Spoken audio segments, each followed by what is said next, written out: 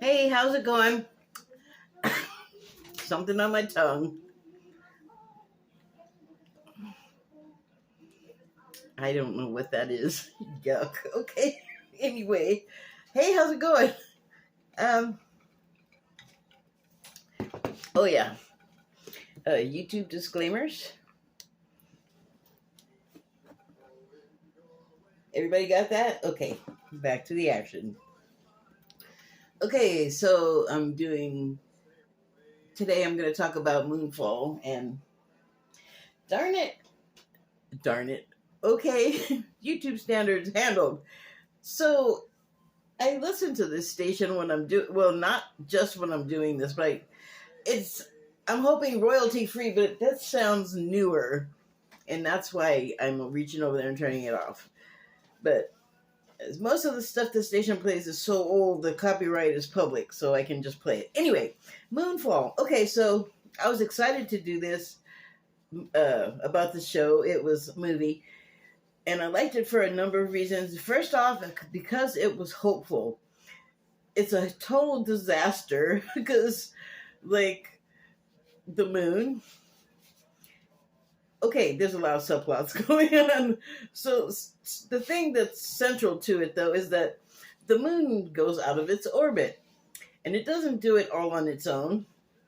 It does it because there's I don't know how many millions of years long war between some AIs and our origin ancestors, and they were all in another place in the galaxy, and there was a big fight, and so the ancestors had to flee, and once they found a place that was relatively safe, they started to build exoplanets. And so in this story, the moon is the last surviving exoplanet that brought the seeds of our human ancestry to the planet Earth. And then in this story, the AI enemy found the last exoplanet, our moon, and us humans. And they're bringing the war to the planet. So the first thing they do is attack the moon. Okay, so that's like the background. One of the characters, where are my notes?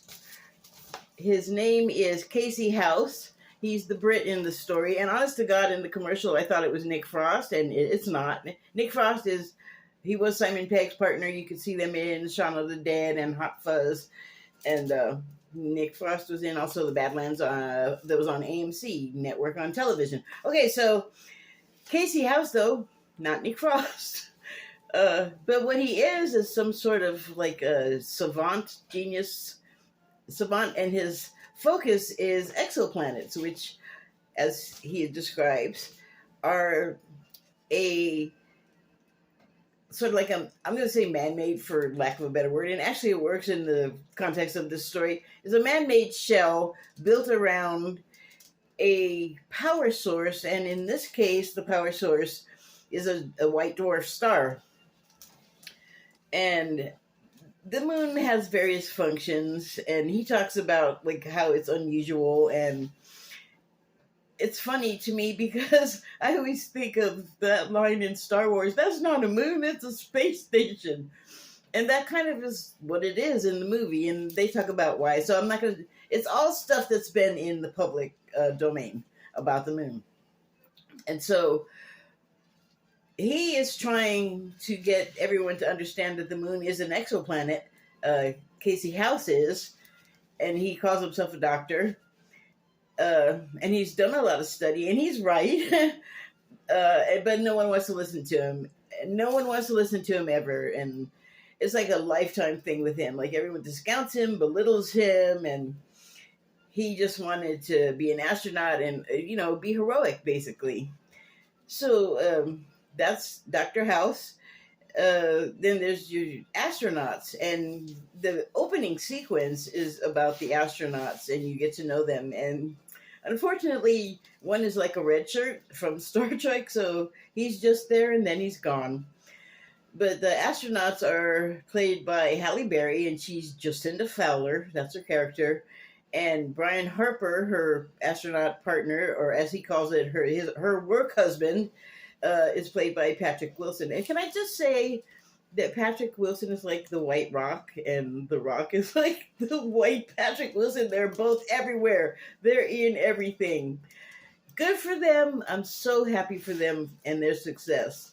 I have not seen everything either of them are in. Just some. Uh, yeah. Anyway, he's good in it though, Patrick Wilson. He's good in a lot of stuff. So he plays astronaut Brian Harper. And in the beginning sequence of the movie, there's a terrible accident, and it's basically like fighting going on between the moon and the AI enemy. But they don't know that then. They're just like up in space. They don't know what's happening. They're just doing their work. They think they're out there in the middle of nowhere. And then all of a sudden, the poor red shirt guy like sees the danger coming, and all hell just breaks loose. And then the story does one of those jumps forward, and no one wants to believe what Brian Harper says actually happened, because NASA on this side of the screen in reality does this thing where they shut off the cameras, and then they don't. It seems like they don't tell you the truth about what was showing or what they didn't want you to see. And it's the government. They don't tell you stuff a lot of times. It's not unusual. We know this happens. So what they did was, because the dead guy got snatched away. Okay, they had cameras, by the way. NASA didn't send them up there with like a sketch pad and a pencil. There's cameras. So they saw what was happening. But anyway, the one guy gets killed, unfortunately, and then Jocinda Fowler in the accident gets knocked out, so she only sees the beginning of it. And what she sees, they don't say this specifically, but you see her registering something right before she gets knocked out. And I think what it is that she doesn't know what she saw, so she doesn't want to comment on it, understandably, because if you sound crazy, you will lose your job, which is kind of what happened to her partner, the other astronaut, surviving astronaut, Brian Harper, because he saw it all. He saw the thing coming. He got a good look at it. He knows that it screwed up the systems, but NASA being NASA, they don't want to scare the public. So what they do is they just publicly discount everything that Harper says, just like they do with people in real life who see UFOs. They make them look crazy. They make them look wrong any way possible. They make him look like a liar. But ultimately, they make him to blame for the technical difficulties. That's what they call it. It's like Russia right now with their special military operation. But it's okay, it's not a war. That's just you got a thesaurus? Because we got those here too. Anyway, they don't talk about anything that Harper says, make him look like a crazy liar, and he basically is shunned and quits/gets fired from NASA. So understandably, that breaks up his whole life. He is not heard. He's not believed. He can no longer support his family because we ostracize people. We cancel people on both sides of the screen, apparently. So that's his life. And then Jocinda stays on because she wisely just keeps her mouth shut. But I definitely got the feeling that there was a little bit of guilt. A little bit of feeling like she owed Brian something, but then she also ends up needing him really bad. Okay. There's a son. Harper has a son, and when Brian, his father, and his mother Brenda split up over all of this business with the space accident, he grows up without his own father, and then she remarries, and of course the stepfather and the actual father don't get along so great, and then Sonny, Harper's child, doesn't get along so great with the new stepfather, but he has stepsisters, so like I said, 10 years go by from the opening sequence till when you start seeing stuff happen in the movie. And then there's oh, the stepfather is rich, and he gives everybody like all of the material stuff that they want, and he's a good provider, and his importance in the story is that he keeps the son alive basically, and the ex-wife. And they have a tiny scene where they sort of make up, and it's really, it's kind of not even really important to the story. It's just like, I don't know, filler, I guess. Explanatory filler maybe, but that's their dynamic anyway. And they end up having to work together, and it's fine. And Jocinda Fowler has a husband that's like a general in the army, I believe, and they have a son together. And I may be thinking of another story, but I think the boy might be special. But I don't know, maybe not.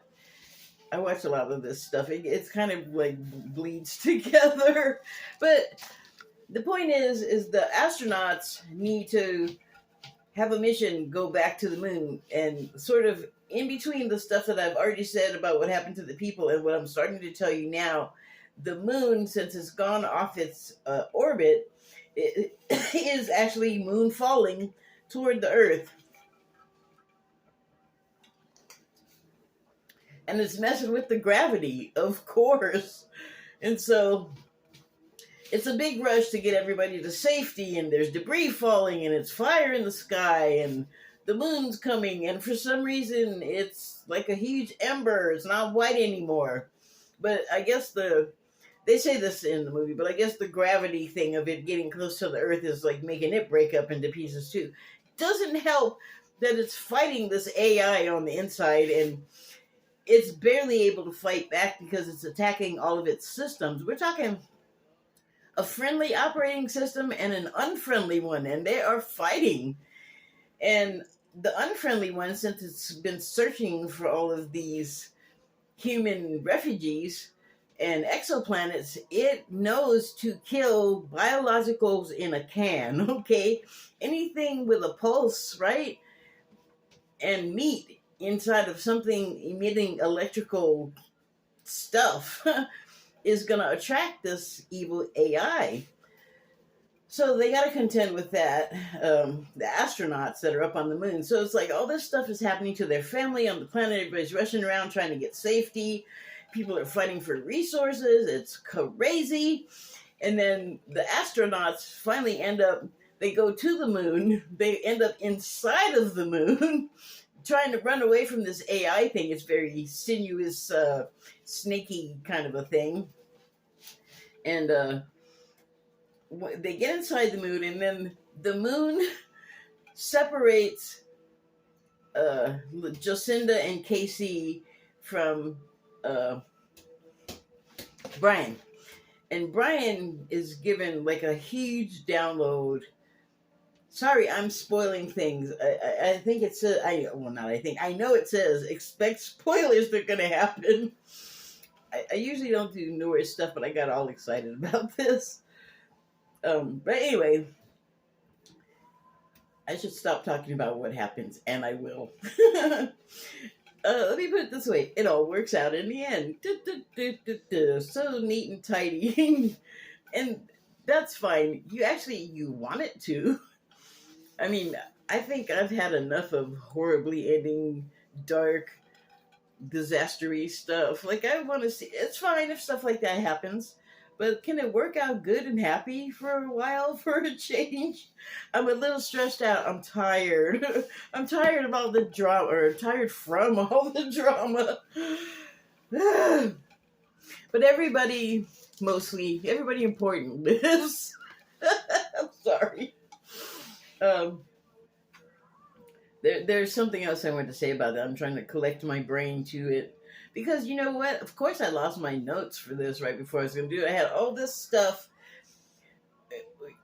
When I write them, it just sort of like centers my mind on what I want to do. It's not like I can really sit here and read them and whatever, but it kind of helped me know exactly what I wanted to say. Okay, well, I guess I'll just have to sum up here. It was good. It was exciting. Um, there were some light moments of levity. It was enjoyable. I mean, definitely a good popcorn movie. It moved fast. It's great for a rewatch. Even like I have to do it sometimes for this, but I don't like to. Like I'm kind of like unless I'm crazy about something, I'm really only gonna watch it once. I'm only gonna wanna watch it once. But there you have it. Wonderful cast. It's not everybody. And I'm going to stop while I'm ahead. Thank you and good night.